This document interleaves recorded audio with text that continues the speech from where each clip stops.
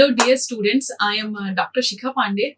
I am associate professor in the Institute of Aeronautical Engineering. So, from third module, I am going to start the topic that is value of biodiversity. It's a value like a consumptive use, productive use, social, ethical, aesthetic, and optional value. And then India is a mega biodiversity nation.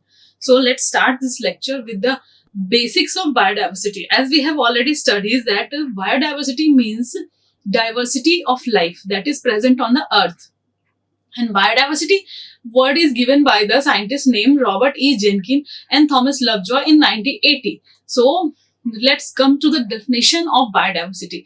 Like biodiversity means the variability among living organisms from all sources, including inter alia, terrestrial, marine, and other aquatic ecosystem, and the ecological complexes of which they are the part.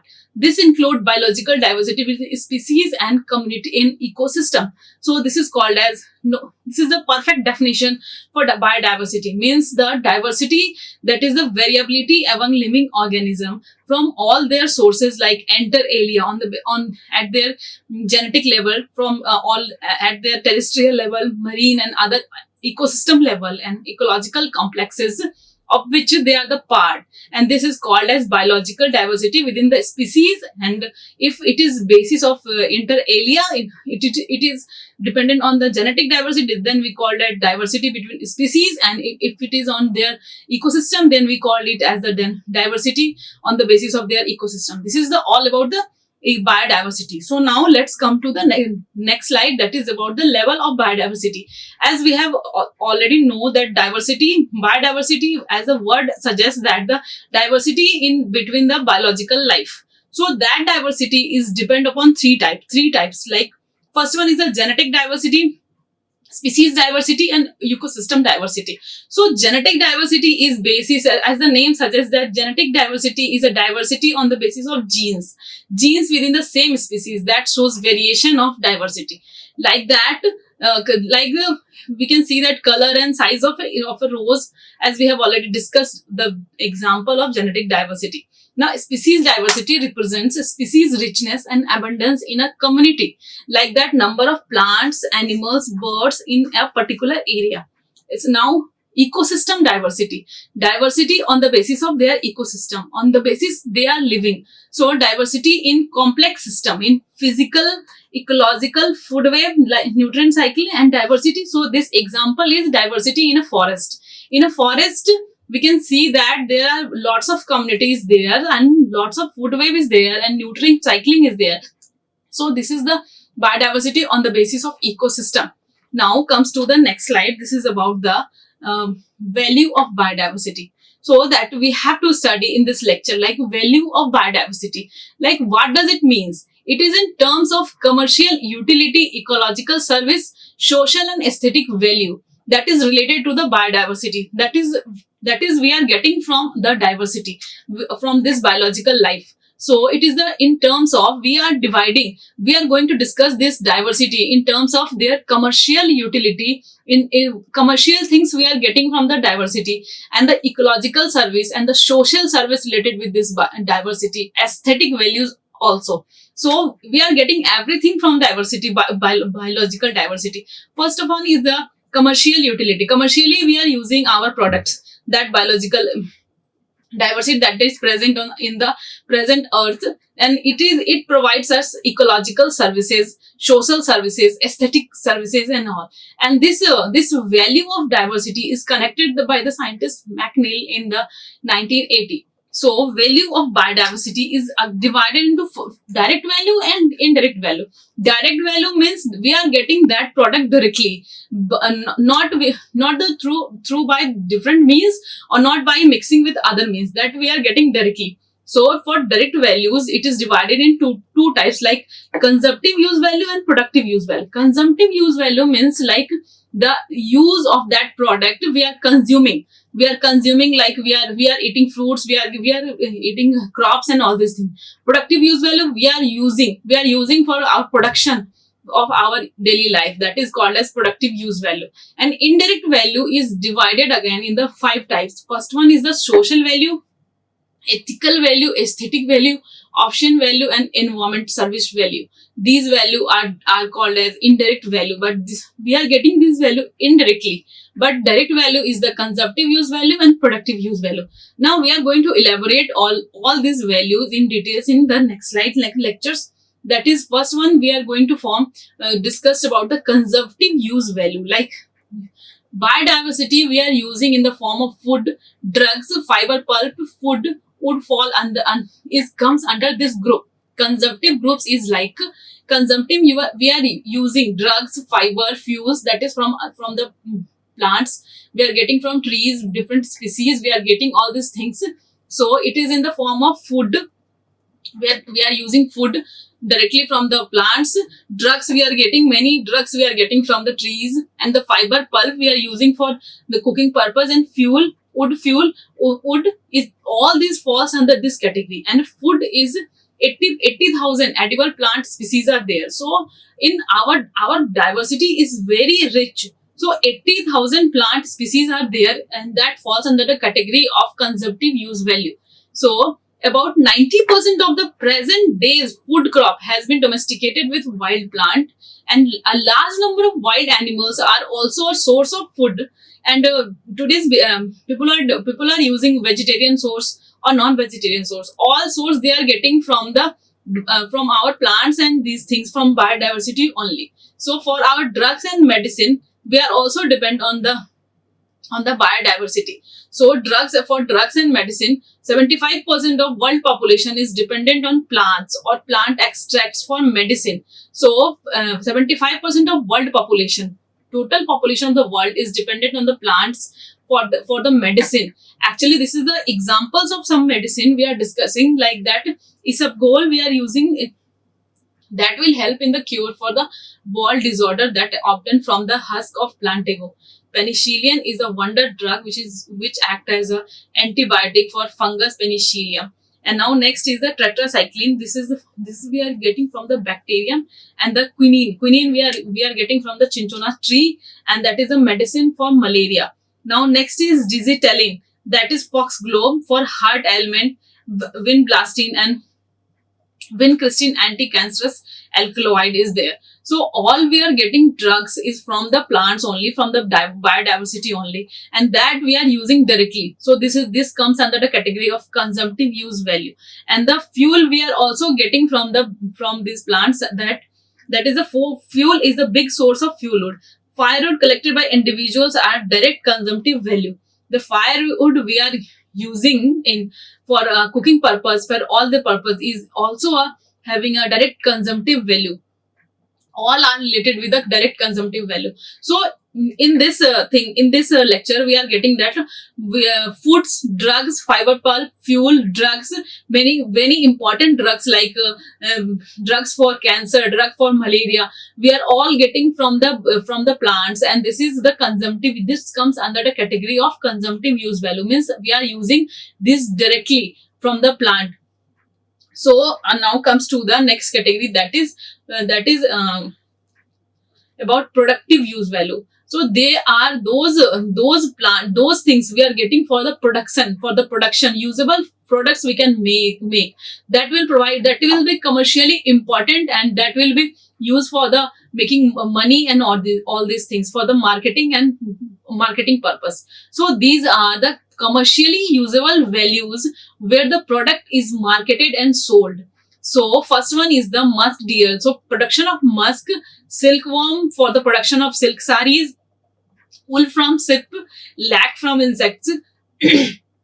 All these we are getting from the trees and forest, and we are commercializing all the product for marketing purpose.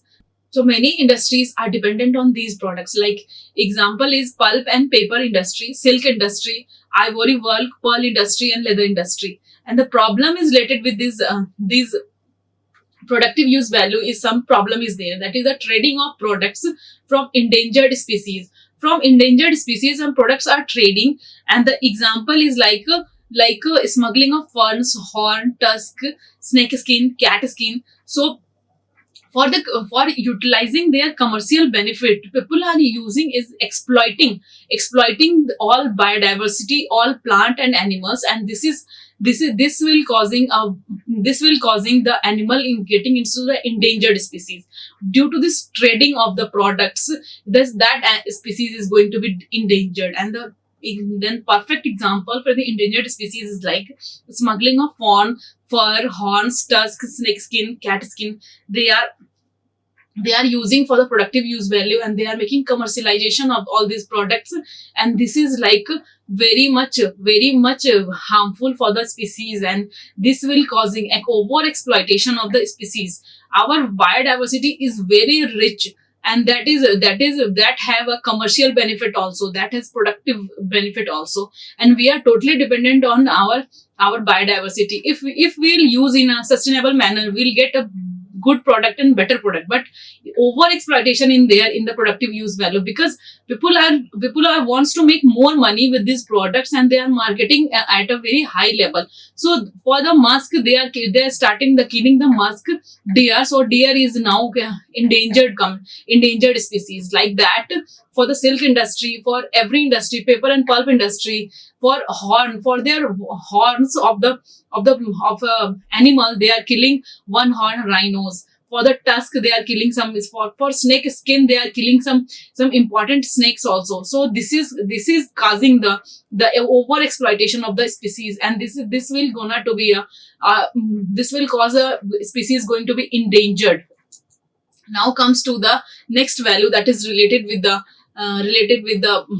indirect value, that is ethical value. Ethical value is nothing but this is based on the phrase that, like, all life must be preserved, so that it means the live and let live. So don't over exploit, don't overuse any things that is present in the environment, because if we are going to use more and more amount, if we are over exploit all these things, it is going to be extinct one days, and every species have a existence value. So all life must be preserved is based on the phrase that live and let live. This means that we don't use the species directly or indirectly, but we feel sorry about the loss of a species, because all species are interconnected. All species has an existence value in an ecosystem. All species are interrelated. So this is called as ethical value. For it's a very common example for this ethical value is the passenger pigeon or dodo. Dodo is the bird that has been extinct due to over exploitation by human beings, because human beings use this bird for the meat purpose, for eating purpose. So day by day their number is going to be decreases, and one day they have been extinct. So this is related with the ethical value. So we have to use, but we have to use in the sustainable amount. Because this is our diversity that is present on the earth. All are connected with each other. Humans are connected with plant is connected with humans and animals. But we have to use it in a sustainable manner, because they have a existence value. All organisms have a existence value. Like this. Next value is the aesthetic value. Like aesthetic value is nothing but the beautification of the biodiversity. It is related to the beauty of the biodiversity, the pleasure, excitement, the visual pieces of any area we are getting is due to our biodiversity. So this is also a very important value we are getting from our biodiversity, and due to that beauty of the biodiversity, the concept of ecotourism is developed today's, and willingness to pay are gaining grounds, leading to monetary estimated for aesthetic values of biodiversity. All are related to the aesthetic value of biodiversity, because ecotourism is getting that industry is getting success day by day too much, and it is due to that the beautiful value of our biodiversity. It is related with the beautiful value of our biodiversity, because the beautification of the biodiversity, people are enjoying diversity. People are going to different place for the tourism purpose. For this we are getting some good benefit. People are getting some relief also by, if somebody is in stress, they are going to be they are going to visit some different place, and that they are very enjoying. So this is the aesthetic value related with the biodiversity. Now comes to the next slide. This is the optional and ecosystem value. Optional value includes the potential of biodiversity that are presently unknown and that needs to be explored in coming future. that is the biodiversity has a very rich biodiversity, and it has a very high potential, and they are presently unknown. The how much potential it has, we don't know, and it has to be explored more and more, because more R&D is necessary to understand all these projects, or all these value related with the ecosystem. And this biological resource will be of importance in future. If not today, we will preserve, because and a perfect example for the optional value is that the marine animal, because marine animal has a very vast ecosystem is there in marine life, and they can be used as anti-cancerous drugs. And next is the ecosystem value. It refers to the ecosystem services, that is non-consumptive value. And function of ecosystem is like nutrient recycling, nitrogen fixation, cycling of water, etc. These are the values related with the ecosystem, and that is the function of a ecosystem, because nutrient cycling is there in the ecosystem, because a nutrient is passing from one trophic level to another trophic level, and then it will again mix into the environment. This is nutrient cycling. And next is the nitrogen fixation. Nitrogen fixation is related with the atmosphere only, and it comes from the atmosphere to the biological life, and it is decomposed by the decomposer, and they will again bring down all these nutrients into the environment. This is the value related with the ecosystem. That is the cycling of water, like hydrological cycle, and all these things all are related with the living and non-living components, and all have some trophic level. From one trophic level to another trophic level, they will pass from 1 to 2 to 3 to 4, and then again they will come back into the environment. This is called as cycling of nutrient cycling, and nitrogen fixation also. So this is the ecosystem value that is related with the biodiversity values. So biodiversity has many values that is associated with us. Now next is the social value. That value which is associated with the social life, custom, religion, and psycho-spiritual aspect of the people. Many plants are considered holy and sacred. Example, tulsi, mango, people, etc., etc. So those plants that is related with the social life, custom, religion, psycho-spiritual aspect of the people.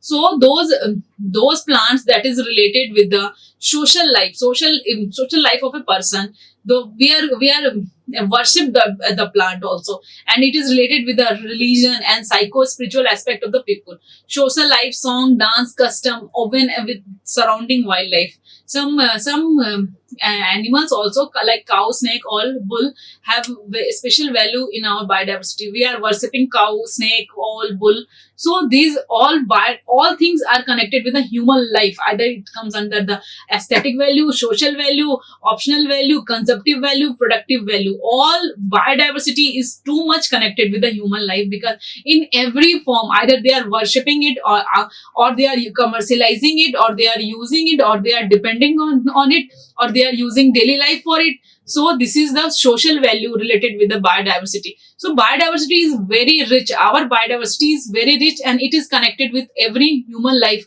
in every terms. So, and its example is a tulsi. Tulsi we are considered as a sacred plant, like a mango, people, all are sacred plant. We are worshipping that plant, and it is holy also. And some social life, song, dance, custom, all are related with the wildlife and all these things.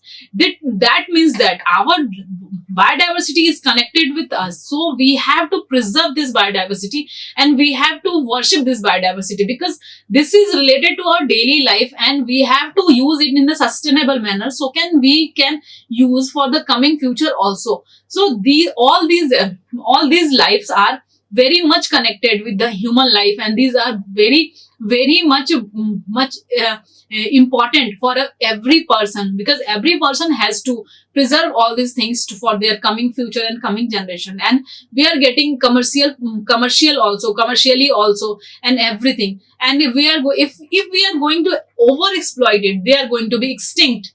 So in coming lectures, we'll study about the endangered and extinct species also.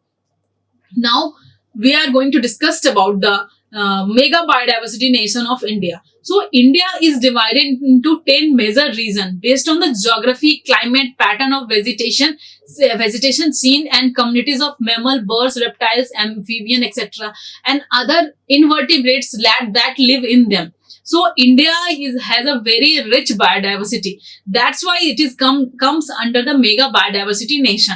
So it is divided into 10 major regions. on the basis of the geography, climate, pattern of vegetation, communities of mammals, birds, reptile, amphibians, insects, other invertebrates that are living in them. So first one is the Trans-Himalayan zone, that is higher to the Trans-Himalayan. Next is Himalayan zone.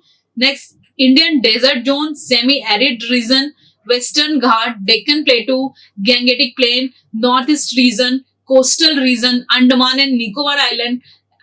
So these 10 are the biogeographical classification of India, in which all they are divided on the basis of their climate, on the basis of the communities of mammal, birds, reptile, amphibian, insects, and other invertebrate that live in them. Now let's discuss about we can see this in this map. Like first one is the Trans-Himalayan zone. That blue color is the Trans-Himalayan zone, that is upper side of the Himalayan zone. Now next is the Himalayan zone, this is the Himalayan zone. You can see that also comes under the Trans-Himalayan zone, and second two, this is also the Himalayan zone. Now third is the desert zone. You can see that this one is the Gujarat area is the desert zone. This is a completely desert area. Semi-arid, fourth one is the semi-arid zone. This is the semi-arid zone, that is the little bit part of MP and some part of Punjab is also there. Now next is the 5, that is the Western Ghat. You can see that this is the Western Ghat. That is all the state of southern state, that is Karnataka, Kerala, some part of Andhra Pradesh also. This is the Western Ghats. 6 number is the Deccan Peninsula. This is the more area it is covering in the Deccan Peninsula. It comes on for the Chhattisgarh area, for Odisha, for some part of Telangana also, some part of Andhra Pradesh also. And now next is the Gangetic Plain. 7 number is the Gangetic Plain. That is the UP, Punjab, and some part of Bihar is there, and West Bengal part is also there. Now next is the coast. You can see that coastal area, that is the Odisha area is the coastal area, and some Andhra area is also there, that is the coastal area of India. Now next is the northeastern region. 9 number is the northeastern region. This is the Arunachal Pradesh of the India, that comes under the northeast region. Now 10 number is the island, that is the Andaman and Nicobar Island. This is, here you can see that this is the Andaman Nicobar Island. So this is the representation of all biogeographical zone on the India's map. You can see that India has a very rich diversity, because all 10 we can divide it in the 10 biogeographical zone. That's why. So why India comes under the mega diversity nation. First one is due to the endemism. What does it mean? Endemism is the species which are restricted only to a particular area. Like 50% of lizard are endemic in India, and Western Ghats are the site of maximum endemism. And second criteria is the center of origin. So nearly 5,000 species of flowering plants, 166 species of cropping plants, and 322 species of wild relatives of cultivated crops have their origin in India. And next one is the marine diversity. India has 7,500 kilometer long coastline, that is mangrove, estuaries, coral reef, black water, that are also a very rich biodiversity. So due to these three are the main points. Due to these kind of reasons, due to these 3 reasons, it is a mega biodiversity. Actually, India is a very rich diversity. So, and this is the main thing is that it should be a center of origin for many species, and it has their own marine diversity also. And endemism is very high in Indian diversity. So now comes to the next thing. This is about more than 350 species of corals are found in India, because their marine diversity is very rich, and it is rich in molluscs, crustaceans, polychaetas, and corals, and 93 major wetlands, large forest cover is there in India. So this is all about the description of biodiversity of India. So India is having a very rich biodiversity. This suggests that India is having a very rich diversity. That's why it is coming under the category of mega biodiversity nation. So India is one of the 17 mega biodiversity countries in the world, because it has at least 5,000 of the world's plant species as endemics. And marine ecosystem, it is having their own marine ecosystem within their own border. And the Ministry of Environment and Forest, Government of India, recorded that 47,000 species of plants and 89,000 species of animals. That is all about 7% and 6.5% of the global flora and fauna is present in India only. And among the biologically rich nation, India stands among the top 10 or 15 countries. And you can see that in case of mammal, India ranking is 8th. For the birds, its ranking is again 8th. For reptiles, it is on 5th position. Amphibia, it is on 15th position. For angiospermic plant, it is 15 and 20th position. That's why India comes under the category of mega biodiversity nation. So total number of mammal is present in India is 350. Variety of mammal is there, and 1200 species of birds is there. 453 reptiles, the number of species of reptiles is there. 182 number of species of amphibia is there. 14,500 number of species of angiosperm plants are there in India. Now comes to the next slide. This is about we can estimate that 18% of Indian plants are endemics. That's why it comes under the category of mega biodiversity nation. And endemism is the species which are restricted only to a particular area is known as endemism. India saw a good number of endemic species, about 62% of amphibians, 50% of lizard, 53% freshwater fishes, 36% of reptiles, 10% mammal, 33% flowering plants are endemic to India. And Western Ghat is the site for maximum endemism. And the highest diversity cultivars is concentrated in the high rainfall area of Western Ghat, Eastern Ghat, Northern Himalaya and Northeastern Hills. Now this is the picture about the endemism of the India. Like 12% of the mammal are endemic to India, 4.5% of birds, 45% of reptiles and 33% of plants, and for 55% of amphibians are endemic in India. So now comes to the hotspot of biodiversity. Area means, what does it mean? Area which exhibit high species richness as well as high species endemism are termed as a hotspot of biodiversity. So Dr. Norman Mayer introduced this term in 1988. At that time, 25 hotspots were identified, out of which 2 were in India. Later, now they have added 9 more hotspots and now it comes under total 34 hotspot is there. So among 34 hotspots is there on the global level, 3 is found in India only. And this is, first one is the Western Ghat, second one is the Indo-Burma region, and third one is the Eastern Himalayan region. So now we are going to discuss about the details of the Eastern Himalayan hotspot. Actually, Eastern Himalayan hotspot is the many deep and isolated valley of Sikkim. So you can see in the map that this is a very highly isolated and deep valley of the Sikkim. And this is a very rich diversity, and 35,000 recorded flora are endemic to the Himalayan region, among which 42,050 species in Sikkim, of which 60% is endemic. 60% of the species present in the hotspot are the endemic.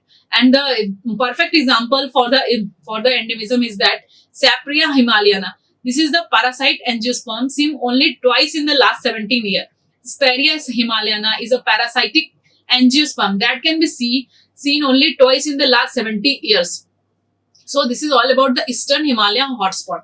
Now comes to the next, that is Western Ghat. Western Ghat, this is the area where we are living in the southern part of the area, western part of the India. This is about Kerala and Maharashtra, Karnataka, Tamil Nadu, and all 4 states. It is a total covering area is a 17,000 kilometer square strip of the total forest is there, and 20% forest is the evergreen and semi-evergreen. It covers 4 states. First one is the Maharashtra, Kerala, Karnataka, and Tamil Nadu, and their total.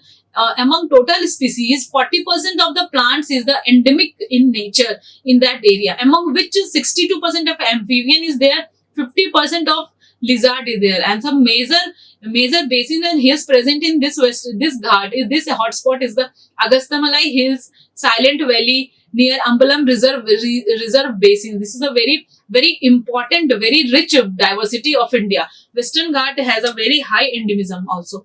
Now comes to the Indo-Burma region.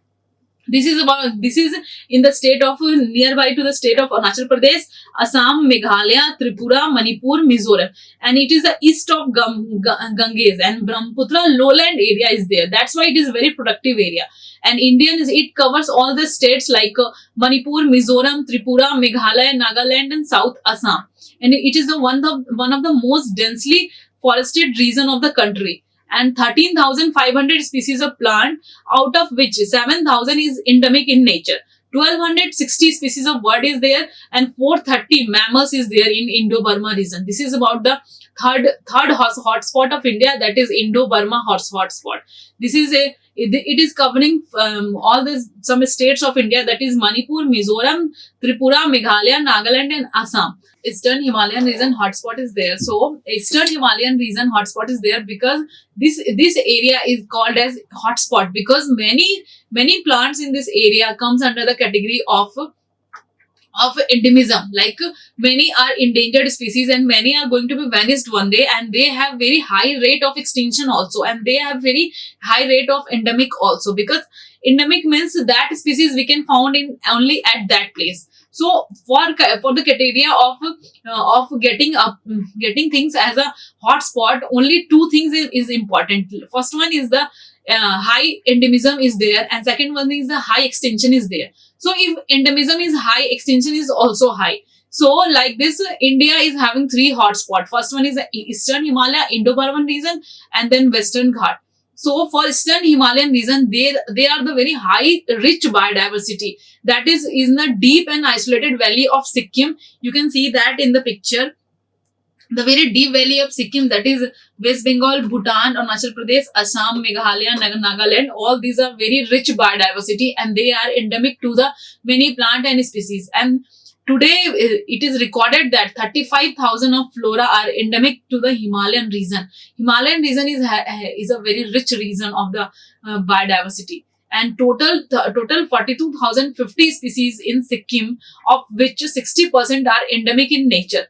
4,250 species is there in this area, and among which 60% are endemic in nature. And its example is that a flowering plant is there, that is angiosperm. This is the Speria Himalayan. It is a parasite, the parasitic angiosperm that can be seen only twice in last 17 years. That means this shows that they are endemism and their high level of extinction in the Eastern Himalaya region. This is all about the description of the hotspot of Eastern Himalaya.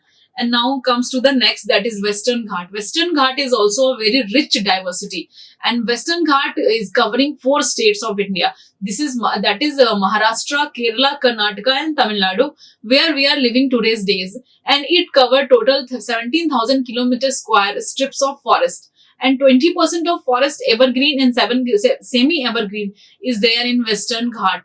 And 40% of the plants are endemic to this area. You can see that 40% of total species are endemic to area. That means it has a high risk of extinction. Like these are endemic, that is found only in that area, and that is endemic, and it is a very rich hub of many drugs. Many research is going in this forests, because you can get many anti-cancerous drugs also from this forest, and you can get many commercial things from this forest. So many research is going out in this forest. So 40% of the plants are endemic in nature, and it has a very high rate of extinction of this species because they are endemic to that area only. And 62% of amphibians are endemic to this area. 50% of lizards are endemic to this area. And the important river basins are Augusta Malay Hills, Silent Valley, New Ambalam Reserve basins. These are the very rich diversity of this area. You can see that in this place. This is covering all the 4 states of India, that is Maharashtra, Kerala, Karnataka and Tamil Nadu. All states, all are there. So, and the Silent Valley is also there in this area. Silent Valley is also a very high rich diversity of this area. Silent Valley is having a one-tailed macaw is there, that is comes under the category of critically endangered species now. This is very highly endangered species of today's era. So now comes to the next slide. This is about the hotspot of the Indo-Burman region. So Indo-Burman region cover all these states like Manipur, Mizoram, Tripura, Meghalaya, Nagaland, South Assam. They are covering all the 6 states of the India, and it is also a very high and rich biodiversity of this area. And it is the east of Ganges, Brahmaputra lowland. So It is the one of the most densely forested region of the country. This is very densely forest region of the country, and total 13,500 species of plant are there, out of which 7,000 are endemic in nature, because this all 7,000 species are endemic in nature.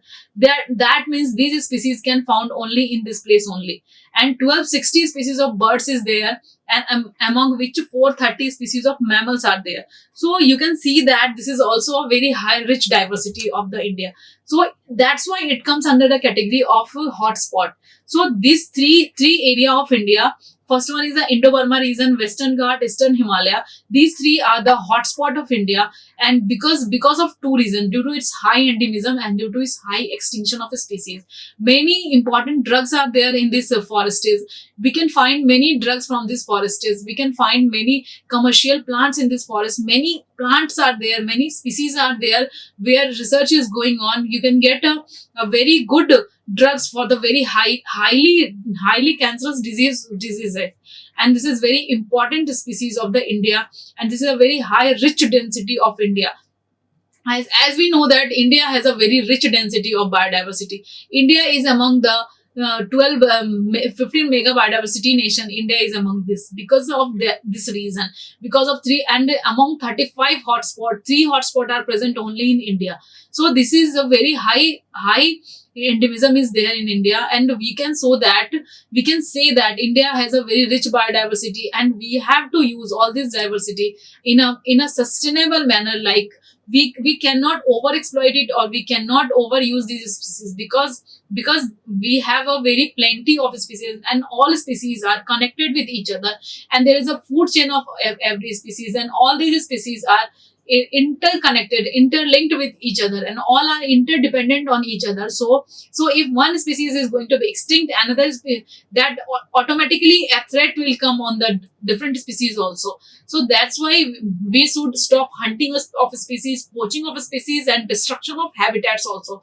Because of destruction of habitats, that is a very basic main reason for the loss of a species, for the extinction of a species. So destruction of habitat should be stopped. Poaching of species should be stopped, because these are causing very bad effect of the biodiversity on the every species.